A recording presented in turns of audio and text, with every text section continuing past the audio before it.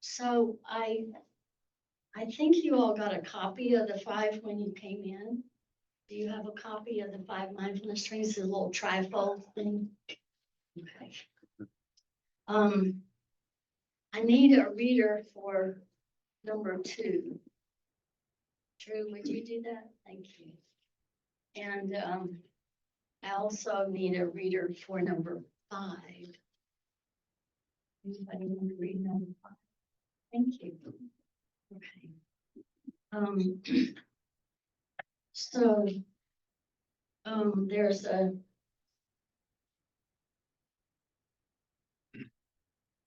guess there are a few things I need to talk about.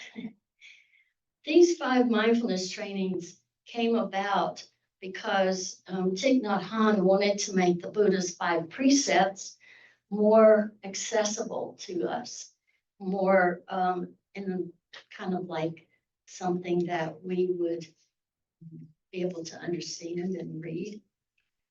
So he wrote these 5 mindfulness trainings. If you know much about Thich Nhat Hanh, you know that his main teaching is about mindfulness. And so he put these precepts in a form that would be more like a mindfulness training. And when we read them, it's good to remember that this is like a training. It's not meant to be taken literally, not meant to be something that you must do. It's not a commandment. It's more a very wise suggestion about how to live, which is why we call them guidelines. There's a little book called the Mindfulness Survival Kit. I'm not sure we have these in the bookstore anymore, but I found this book to be really helpful. And if you search it on Amazon, you probably could find it there. One of the things that's different about this book is that the 3rd mindfulness training has now been revised. It had some verbiage that seemed to be not very inclusive. And so the 3rd mindfulness training was rewritten, was changed in order to change that. The reason I'm bringing this up is because that's very important to me. It tells me that this is not a static once one and done kind of thing. It's a living document. It changes as the times change. It changes as we change. So I really like it, and I find that this idea, these trainings have been incredibly helpful to me in my life. We have a ceremony, usually once a year, for people who want to make a commitment to follow these guidelines in our everyday life. Just as a curiosity, how many of us have done that? Right, so I'm kind of, I need to talk a little bit to those of you that are not familiar with, don't have a clue what I'm talking about. In the ceremony for the mindfulness trainings, it's called Take Them. In other words, there's a teacher who does the ceremony, and the 5 mindfulness trainings are sort of transmitted like an energy, and you agree to do your best to follow these trainings. So tonight we're going to practice just the trainings. At some point, I am after talking with Paul, I am going to see if we can carve out some time, maybe next month, to learn some of these chants, because they're really, really quite good. So If you're going to read, there will be a bell. Lisa, I need to just help me with that. In between, like when the person's ready to read, you ring a bell and then. Right. So we're not going to do a real formal recitation this evening, but I would like to begin with this opening verse, just to kind of set the mood for what we're going to do. And then Paul and I will read or recite, sing the insight that brings us to the other shore. That's part of the ceremony as well, but I think it's just nice to have that as part of what we're doing this evening. So we'll begin with the opening verse, which goes like this. Namo tassa bhagavato arahato sama sambuddhassa.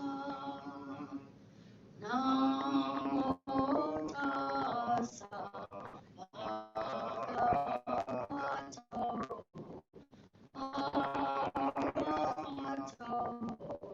sama sambuddhassa. Namo tassa bhagavato arahato sama sambuddhassa. The Dharma is deep and lovely. We now have a chance to see, study, and to practice it. We vow to realize its true meaning.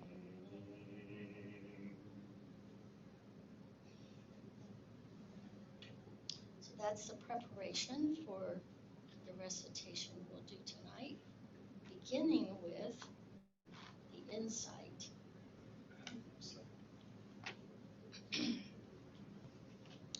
The insight that brings us to the other shore starts with Avalokiteshvara having gained an insight and then sharing it with Shariputra and with us.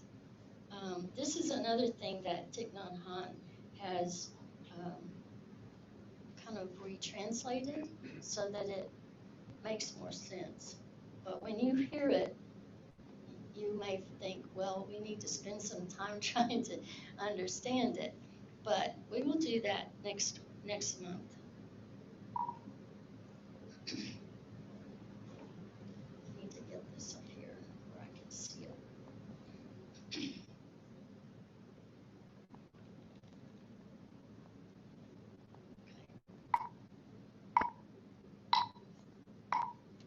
Avalokiteshvara, while practicing deeply with the insight that brings us to the other shore, suddenly discovered that all of the five skandhas are equally empty.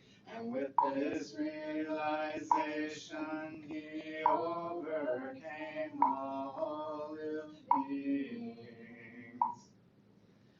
Listen, Shariputra, this body itself is emptiness, and emptiness itself is this body. This body is not other than emptiness, and emptiness is not other than this body. The same is true of feelings, perceptions, mental formations, and Shari Putra, all phenomena bear the mark of emptiness. Their true nature is the nature of no birth, no death, no being, no non-being, no defilement, no purity, no increasing, no decreasing. That is why in emptiness, body, feelings, perceptions, mental formations, and consciousness are not separate self-entities. The 18 realms of phenomena, which are the 6 sense organs, 6 sense objects, and 6 consciousnesses, are also not separate self-entities. The 12 links of interdependent arising and their extinction are also not separate self-entities. Ill-being, the causes of ill-being, the end of ill-being, the path of insight and attainment are also not separate self-entities. Whoever can see this no longer needs anything to attain. Bodhisattvas who practice the insight that brings us to the other shore see no more obstacles in their minds, and because there are no more obstacles in their mind, they can overcome all fear, destroy all wrong perceptions, and realize perfect nirvana. All Buddhas in the past, present, and future, by practicing the insight that brings us to the other shore, are all capable of attaining authentic and perfect enlightenment.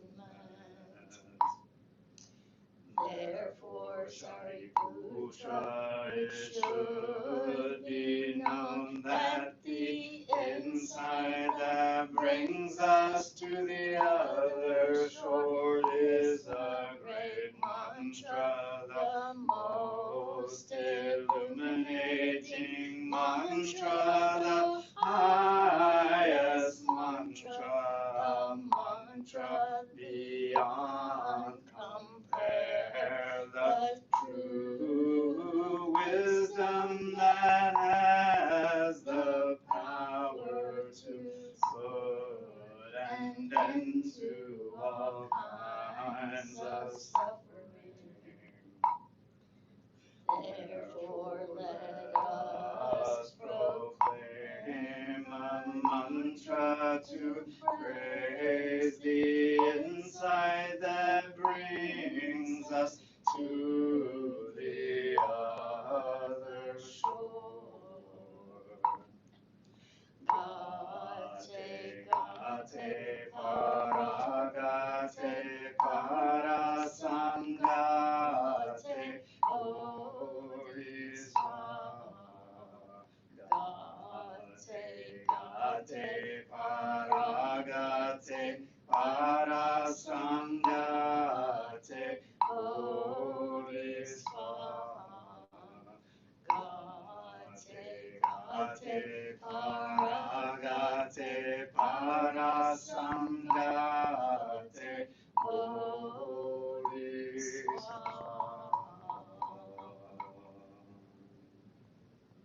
Thank you all. little bit of a coughing spell in there. Not as bad. Last year in October, I'm going to tell this story for a minute, give me a chance to recover. When we were at a retreat in Arkansas, as a part of the ceremony, we were singing this, and other people were singing this. But all of a sudden, I noticed that my nose was bleeding. I'm like, oh my goodness. So I get a Kleenex, holding it up and still singing, and my Kleenex got soaked. Paul was sitting next to me. He found a napkin in his pocket. So I'm still singing. This time I only coughed, so that's improvement. Thank you.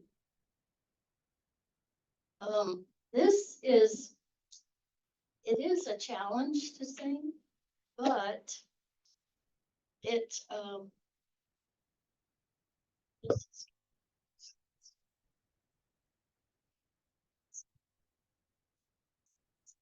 Vibrated at the office. vibrated at least.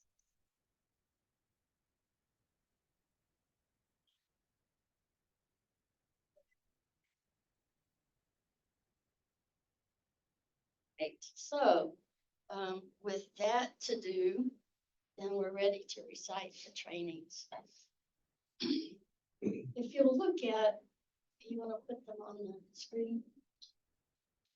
If you'll look at the front of the little pamphlet you got, tripod, you'll notice that there is something written on there about the trainings.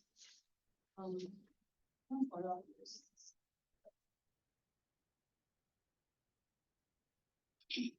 This says, the 5 mindfulness trainings represent the Buddhist vision for a global spirituality and ethic.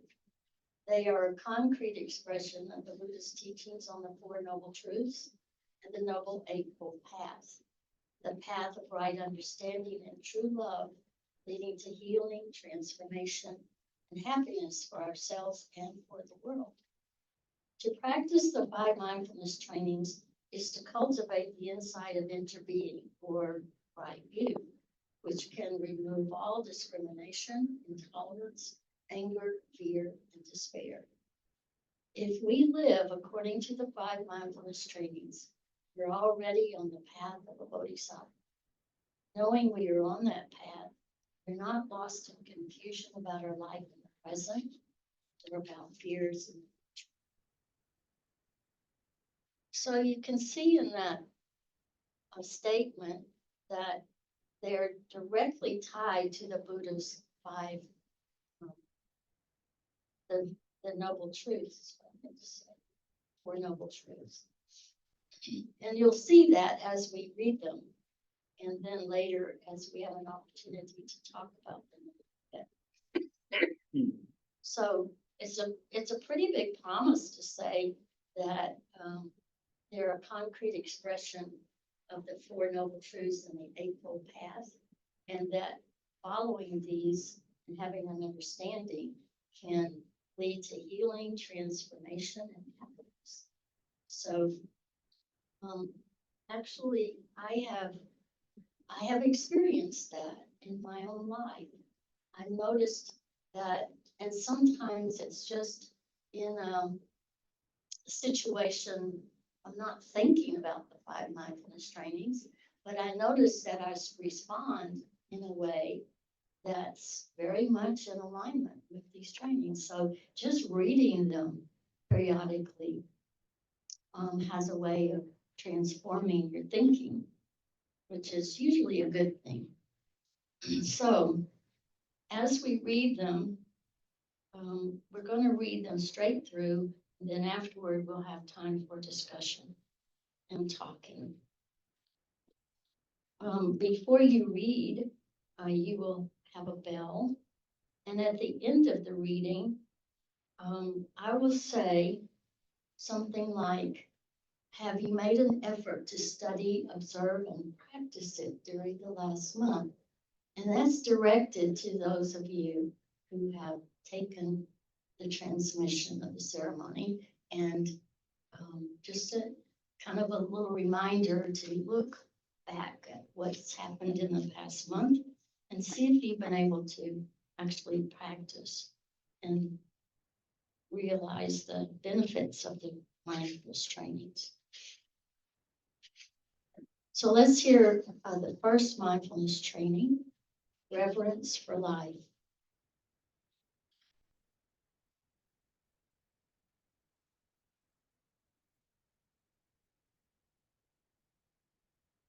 Suffering caused by the destruction of life.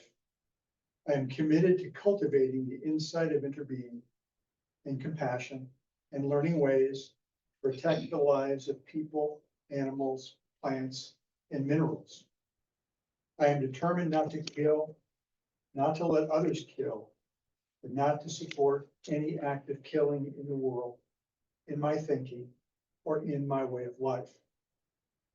Seeing that harmful actions arise from anger, fear, greed, and intolerance, which in turn come from dualistic and discriminative thinking. I will cultivate openness, non-discrimination, and non-attachment to views in order to transform violence, fanaticism, and dogmatism in myself and in the world. This is the first of the 5 mindfulness trainings. Have you made an effort to put it into practice and observe it and follow it for during the last month?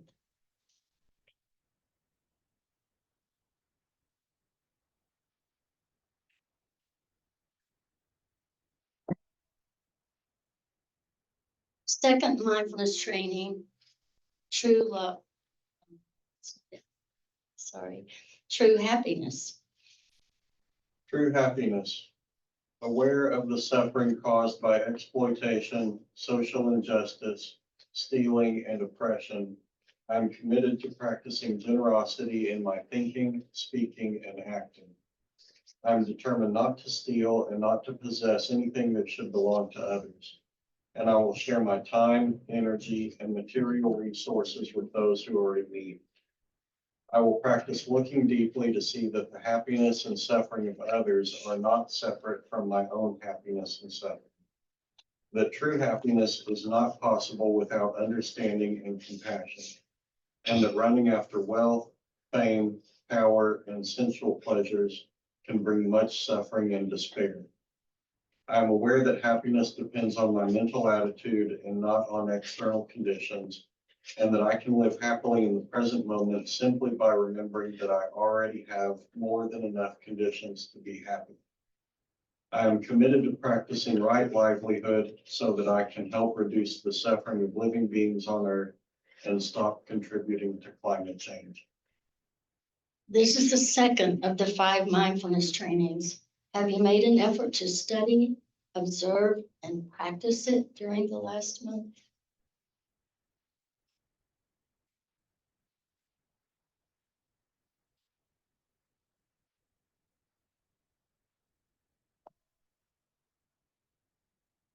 Third mindfulness training, true love.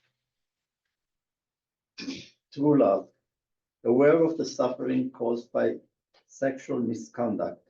I'm committed to cultivating responsibility and learning ways to protect the safety and integrity of individuals, couples, families, and society.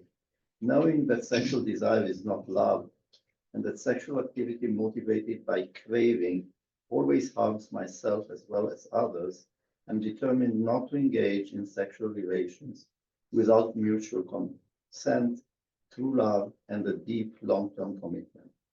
I resolve to find spiritual support for the integrity of my relationship from family members, friends, and Sangha with whom there is support and trust. I will do everything in my power to protect children from sexual abuse and to prevent couples and families from being broken by sexual misconduct.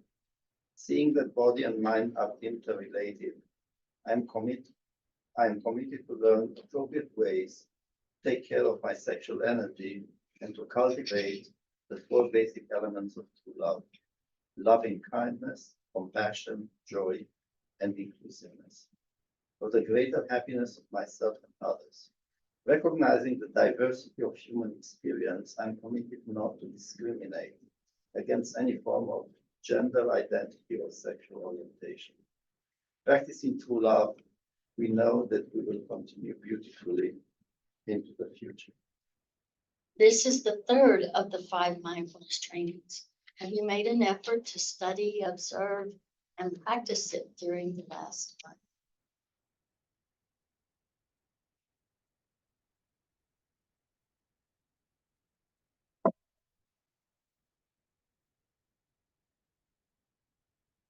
Fourth mindfulness training.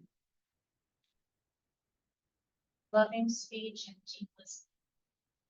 Aware of the suffering caused by unmindful speech and the inability to listen to others, I am committed to cultivating loving speech and compassionate listening in order to relieve suffering and to promote reconciliation among myself and among other people, ethnic. Knowing that words can create happiness or suffering, I am committed to speaking truthfully, using words that inspire confidence, joy, and hope. When anger is manifesting in me, I am determined not to speak. I will practice mindful breathing and walking in order to recognize and to look deeply into my anger. I know that the roots of anger can be found in my wrong perceptions and lack of understanding of the suffering in myself and in the other person. I will speak and listen in a way that can help myself and the other person to transform suffering and see the way out of difficult situations. I am determined not to spread news that I do not know to be certain, and not to utter words that can cause division or discord. I will practice right diligence to nourish my capacity for understanding, love, joy, and inclusiveness, and gradually transform anger, violence, and fear that lie deep in my consciousness. This is the fourth of the 5 mindfulness trainings. Have you made an effort to study, observe, and practice it during the last month?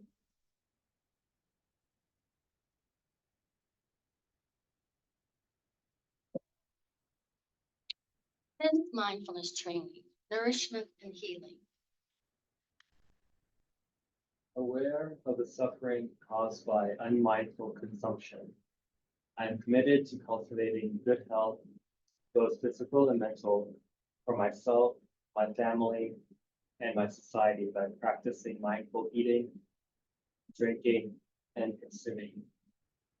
I will practice looking deeply into how I consume the 4 kinds of nutriments, namely edible foods, sense impressions, volition, and consciousness.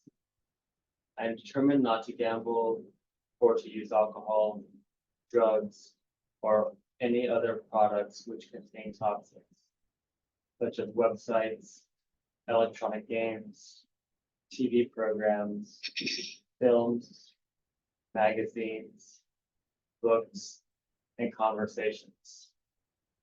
I will practice coming back to the present moment to be in touch with the refreshing, healing, and nourishing elements in me and around me.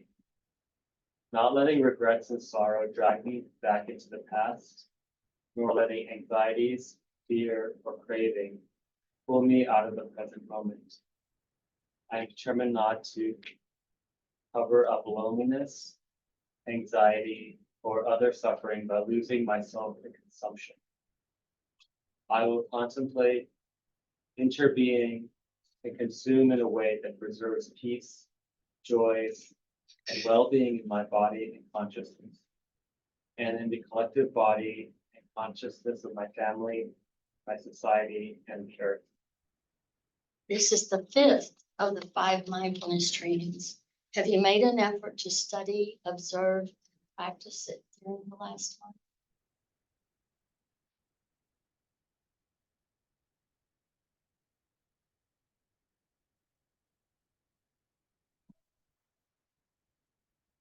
Thank you, dear Sangha. We have recited the 5 mindfulness trainings.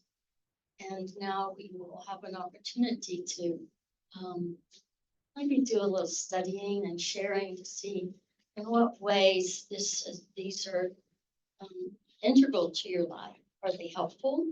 And how are they helpful? That sort of thing.